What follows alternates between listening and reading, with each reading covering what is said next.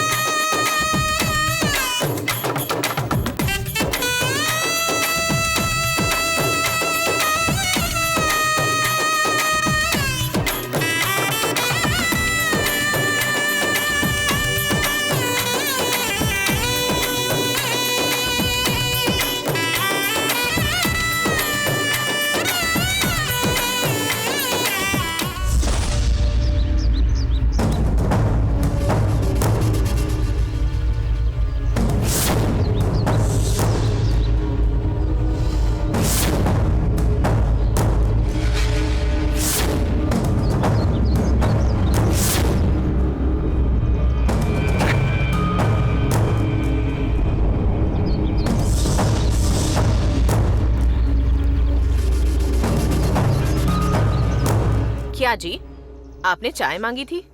मैं चाय लेकर आती उससे पहले आप कौन सा किला जीतने की तैयारी कर रहे हैं? तुमने जो किला खो दिया उसे कैसे ठीक करूं यही सोच रहा हूँ। ये आप क्या कह रहे हैं? तुमने कुछ करने को कहा था कि मैं उस पारी के परिवार को दुखों से भर दूंगी। उस परिवार में हर कोई दुख में क्यों जी रहा है ये सोचकर आत्महत्या करने पर मजबूर हो जाएगा, ये तुमने कहा था ना। तो अब क्या हो गया? क्या जी, मैं अब तक यही तो कर रही थी। हाँ, कर रही हो, बहुत बढ़िया कर रही हो, लेकिन उससे क्या फायदा? हमने जो सोचा था वो तो नहीं हुआ ना। तो क्या कर रही हो? अब मैं क्या करूं? मुझे नहीं पता कि वो पारी तामरे पर कैसे मुग्ध हो गया। जो भी हो वो उससे शादी करके रहेगा, इस बात पर अटल है। हाँ, ये औरतें ऐसी ही होती हैं। पहले ये करूंगी वो करूंगी, बड़ी बड़ी बातें करेंगी, उसके बाद मुझसे नहीं होगा, अब क्या करूं कहकर पलट जाती हैं। अब आप इतनी जल्दबाजी क्यों कर रहे हैं? पारी और तामरई की शादी रोकनी है, बस यही ना? शादी में अभी बहुत दिन बाकी हैं। थोड़ा सब्र रखिए, कुछ न कुछ सोच लेंगे। फिर से तुम कुछ करके पारी की शादी को रोकोगी। इस बार मेरा सब्र करने से बेहतर है कि मैं खुद मैदान में उतरूं। ये क्या कह रहे हैं? तुमने ही कहा था ना कि वो पारी उसी लड़की से शादी करने पर अटल है। ठीक है, वो अटल है तो अटल रहे, लेकिन अगर लड़की वाले लड़की देने से मना कर दे तो शादी कैसे होगी? ये कैसे हो सकता है? सबने बात करके फैसला कर लिया है ना? क्या कह रही हो? क्या वो सुप्रीम कोर्ट का आदेश है जिसको बदला नहीं जा सकता? जरूरत पड़ने पर तो संविधान तक को बदला जा सकता है। आप क्या कह रहे हैं समझ नहीं आ रहा। आप क्या करने वाले हैं? अगर मैं तुम्हें पहले ही बता दूंगा तो मजा बिगड़ जाएगा। बात सुनो, मैं जो कह रहा हूँ ना बस वही काम करो। क्या करना है बताइए। उस अन्य लक्ष्मी पर परछाई की तरह नजर रखो। वो कहाँ जाती है, क्या करती है, बस वो जानकारी मुझे दो। उसके बाद मैं देख लूंगा।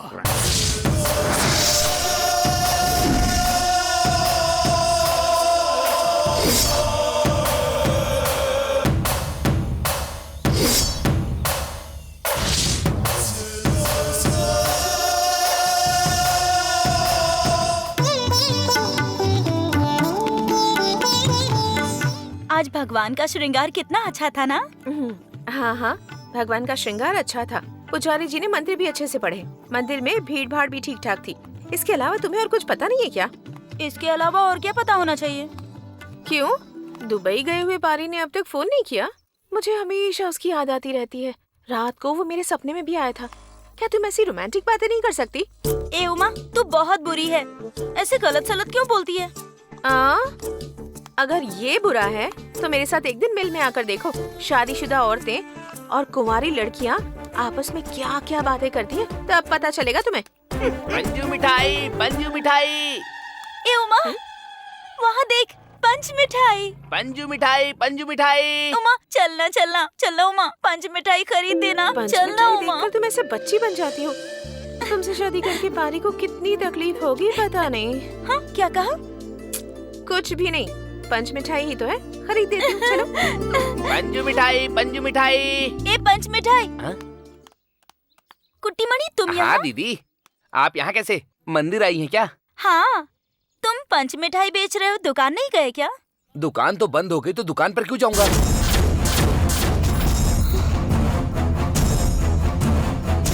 तुम पंच मिठाई बेच रहे हो, दुकान नहीं गए क्या? दुकान तो बंद हो गई, तो दुकान पर क्यों जाऊंगा?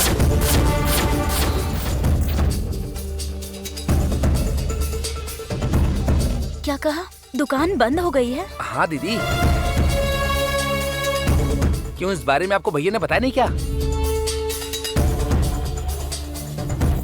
अच्छा भैया, आप इस समय में घर क्यों आए हैं? अब वो इस तरफ एक काम आया था। जब काम खत्म हो गया तो सीधे घर आ गया। दुकान के मालिक को फिर से हार्ट अटैक आया था। बाईपास सर्जरी करनी पड़ेगी, इसीलिए उन्होंने दुकान बंद कर दी।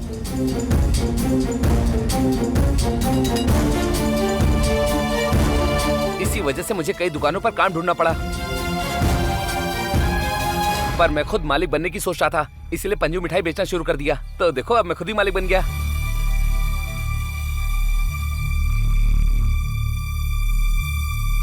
दुकान बंद होने के बारे में भाई ने आपको कुछ बताया नहीं क्या? हाँ, कहा था, मैं ही भूलकर तुमसे पूछ बैठी। अच्छा ठीक है, वो छोड़िए, ये लीजिए पंजू मिठाई खाइए। नहीं, नहीं चाहिए मुझे। अरे खाइए ना, पंजू मिठाई आपको बहुत पसंद है, भैया मुझे हमेशा बताते थे। अब मना क्यों कर रही हैं? ये लो, खाओ ना। कितने की है? क्या भाभी, अब मैं आपसे पैसे लूंगा? मुझे पैसे वगैरह नहीं चाहिए। ये लीजिए, आप भी खाइए ना। नहीं नहीं, मुझे नहीं चाहिए। लीजिए, खाइए ना, बहुत अच्छा है, खाइए। पंजू मिठाई, पंजू मिठाई, पंजू मिठाई, आइए आइए, खाइए भैया पंजू ने मिठाई। दुकान बंद होने की बात मुझे बताई क्यों नहीं? और सुबह भी ये कहकर गए कि काम पर जा रहा हूँ। अगर तुम्हारे भैया ने सच छिपाया है तो उसके पीछे कोई कारण होगा तामरे। तुम ज्यादा मत सोचो, ठीक है?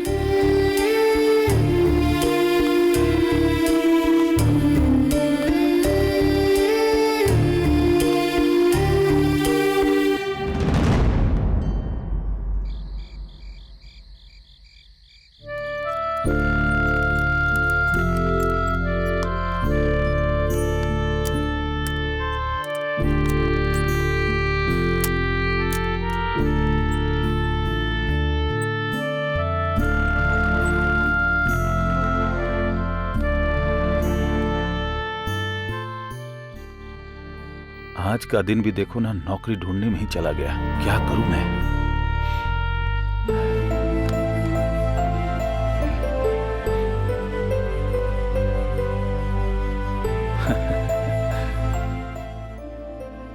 क्या उमा, तुम यहाँ अकेले क्यों बैठी हो?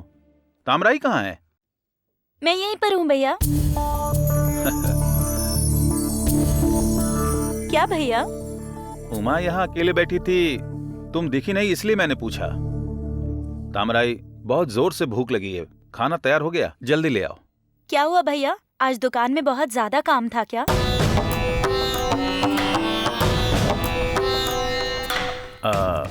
हाँ बहन, काम थोड़ा कुछ ज्यादा था, इसलिए थोड़ा। आपने मुझसे झूठ बोलना कब से शुरू कर दिया?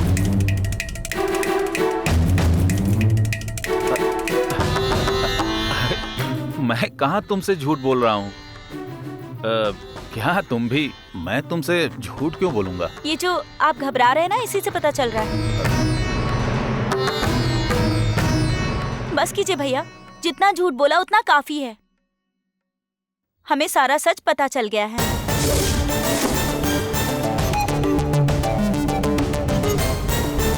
क्या सच पता चल गया तुम्हें? रास्ते में हमने कुट्टी मुड़ी को पंच मिठाई बेचते हुए देखा। उसने दुकान बंद होने की बात बता दी है हमें।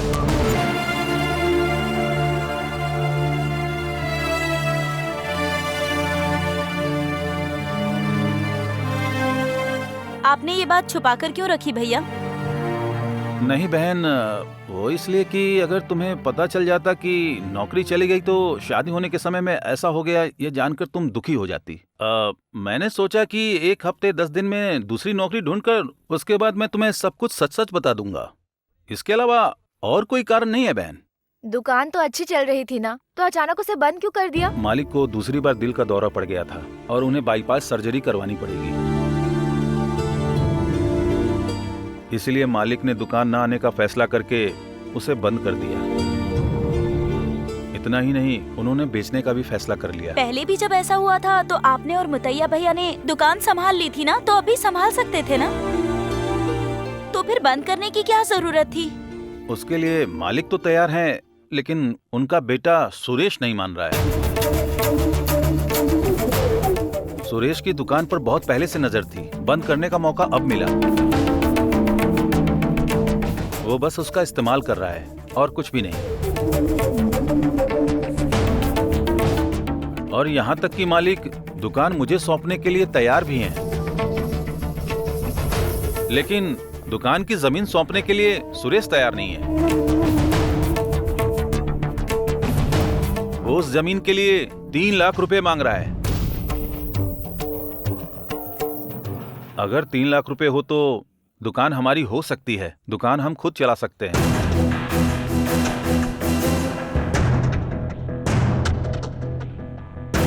अब 3 लाख रुपए मैं कहां से लेकर आऊंगा? इसीलिए मैं दूसरी नौकरी ढूंढ रहा हूं। 2-3 दिन में नौकरी मिल जाएगी। मैं 14 साल की उम्र से उस दुकान में काम कर रहा था। अब उसे छोड़कर दूसरी दुकान में जाना मां की गोद से बच्चे के अलग होने जैसा है। मेरे मन को बहुत कष्ट हो रहा है।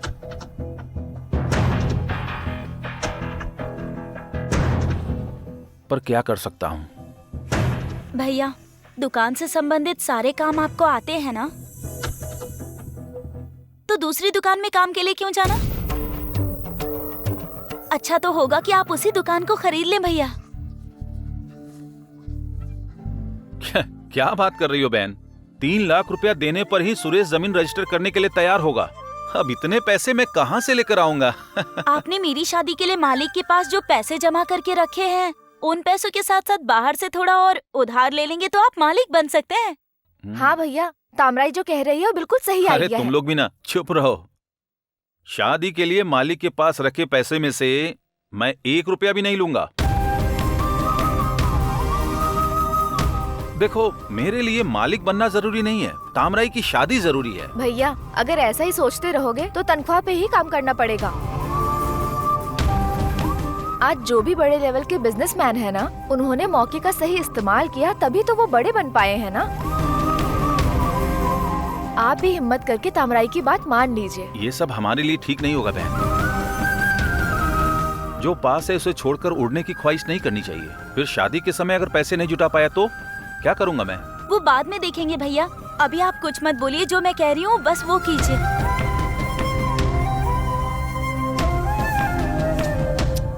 नहीं बहन, तुम मुझे मालिक बनते हुए देखना चाहती हो, वो कुछ हद तक के लिए ठीक है, लेकिन उसके लिए तुम्हारे भैया का भाग्य नहीं है।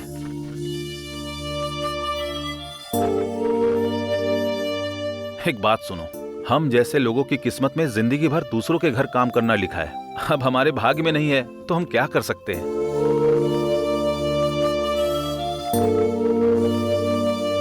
अगर हम चिड़िया की तरह पैदा हुए होते तो शाखा पर लटक कर घोंसला बनाना पड़ता।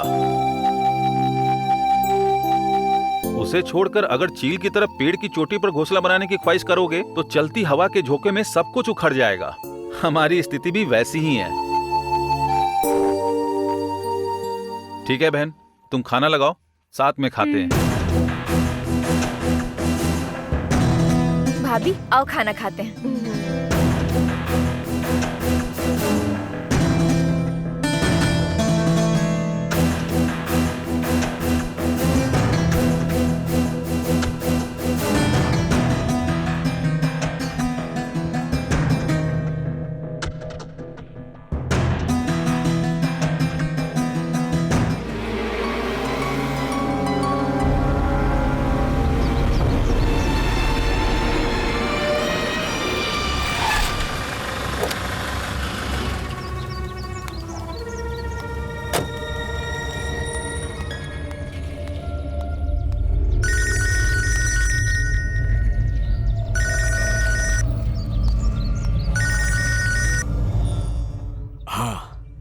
बोलो देवकी। क्या जी, कहाँ हैं आप? अभी अभी मंदिर के गेट पर आकर के उतरा हूँ। क्या बात है? अन्नो भी मंदिर के लिए निकल गई है। मंदिर पहुँचती ही होगी, यही बताने के लिए मैंने फोन किया।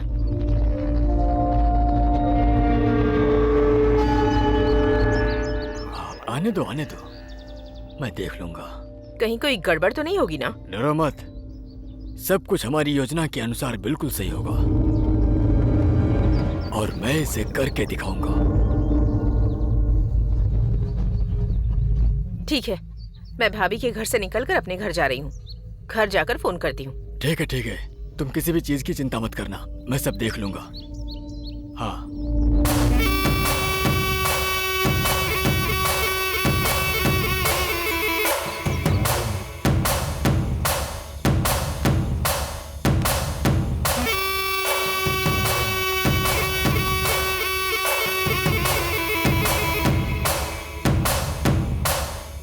पुजारी।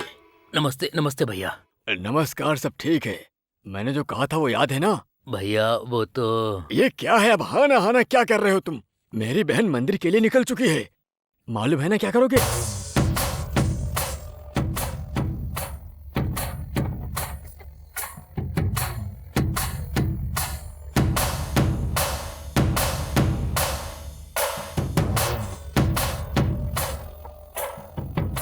समझ गए ना? बिल्कुल सही से कर पाओगे ना? कर तो लूंगा मैं, लेकिन अगर ये करके मैं किसी मुसीबत में फंस गया तो क्या करूंगा? मैं बाल बच्चों वाला हूँ भैया। ए पुजारी, तुम्हें ये करने को कह रहा हूँ वो मैं ही हूँ ना। मैं तुम्हें छोड़ दूंगा क्या? मैं सब देख लूंगा। और सुनो, मैंने जो कहा है उसे हिम्मत से करना। मैं चलता हूँ, मेरी बहन आ रही होगी। हाँ, हाँ? हाँ। हाँ।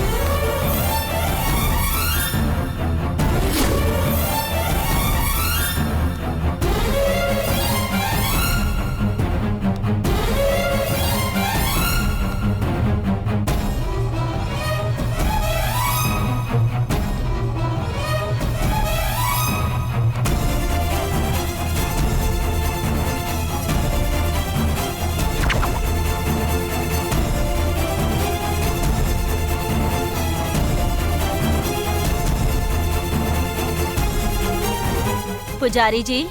हाँ बहन,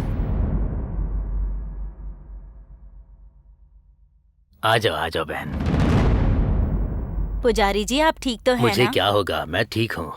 माता को अपने हाथों से वस्त्र चढ़ाना हाँ चाहती हूँ। खुशी से चढ़ाइए।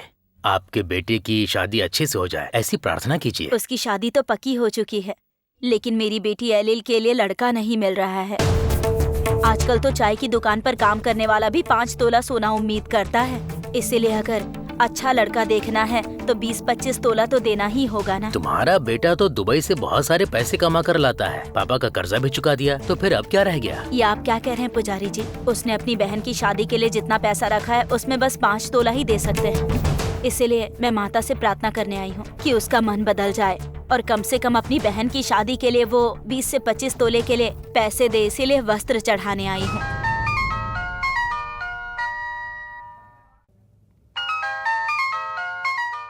तुम अंदर चलकर वस्त्र चढ़ाओ, मैं अभी आता हूँ, फिर पूजा शुरू करेंगे। हाँ।